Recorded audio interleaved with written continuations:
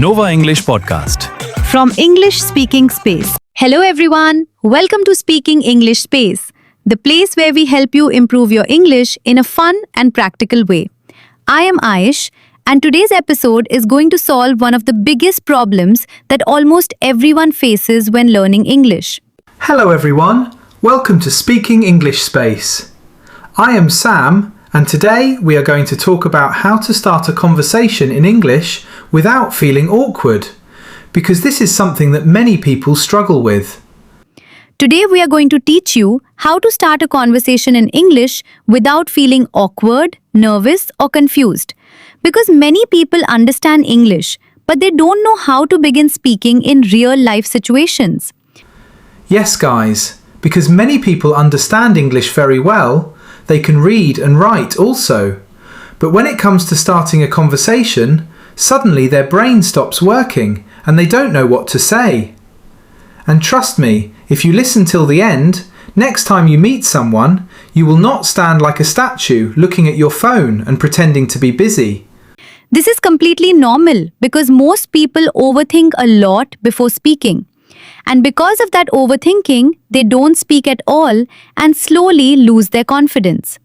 That is why the first and most important rule is that you should always start with simple and natural sentences instead of trying to sound too smart or too different in the beginning.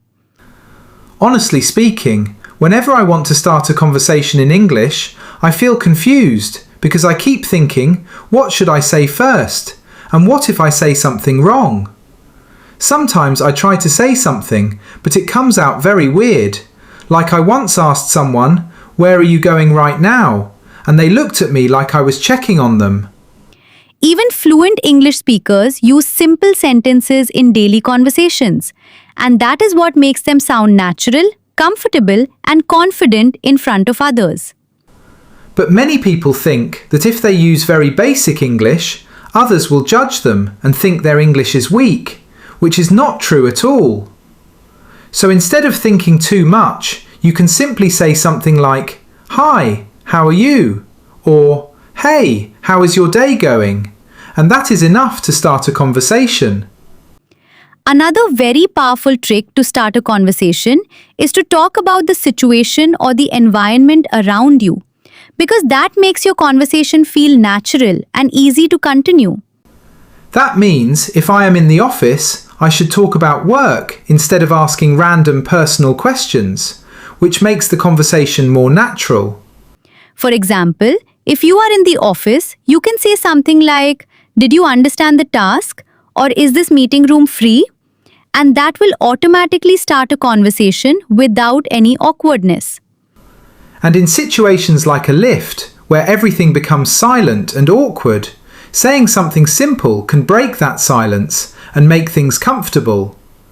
Even in situations like a lift or elevator, where people usually stay silent, you can say something simple like, "Which floor are you going to?" or "It looks like a busy day today." And that works very well. Yes, I think I have made all possible mistakes in conversation, especially asking strange questions or thinking too much before speaking, like asking very personal questions such as salary or private life details, which is definitely not a good way to start a conversation. Now, let's talk about some common mistakes that people make while starting a conversation so that you can avoid them and improve faster. Also, I prepare many sentences in my head, but I never actually speak them, which is a big problem for many learners. And sometimes I try to sound too formal, like, "Respected sir, I would like to start a conversation," which sounds funny in real life. The first mistake is asking very personal questions in the beginning, which can make the other person uncomfortable and break the conversation immediately. The second mistake is overthinking too much before speaking. Because when you try to create a perfect sentence in your mind, you end up saying nothing in real life. The third mistake is trying to sound too formal in normal conversations, which makes your speech unnatural and creates distance instead of connection. Now I will give you a very simple formula that you can use anytime, which is greeting plus question plus follow-up. And this formula helps you continue the conversation easily. For example, you can say, "Hi, how are you?" Then ask, "How was your weekend?" And then continue with, "What did you do?" And your conversation will flow naturally. So this formula of greeting plus question plus follow-up is actually very helpful because it gives a clear structure to continue the conversation. So I can say, "Hi, how are you?" Then, "How was your weekend?" And then, "What did you do?" And this makes conversation easy. The most important thing that you need while starting a conversation is confidence. Because even if your English is not perfect, confidence makes a big difference in how people see you. So instead of waiting to become perfect, you should start speaking from today and improve step by step with practice and real conversations. Let's be honest, confidence is very important because even if your English is not perfect, if you speak with confidence, people will understand you. And I think people should not be afraid of making mistakes because mistakes are part of learning and improvement. You can use simple sentences like, "Hi, nice to meet you. What do you do?" Or, "How was your day? Did you do anything interesting?" And these lines are enough to begin.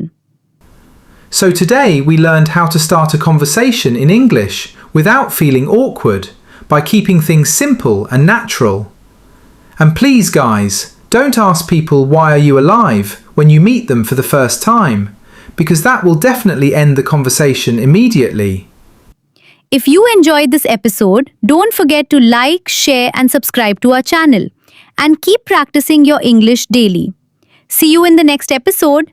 Keep speaking, keep improving, and stay confident. If you found this helpful, don't forget to like, share, and subscribe. And also comment your biggest English problem so that we can help you. Bye guys, take care and keep practicing English every day to become more confident.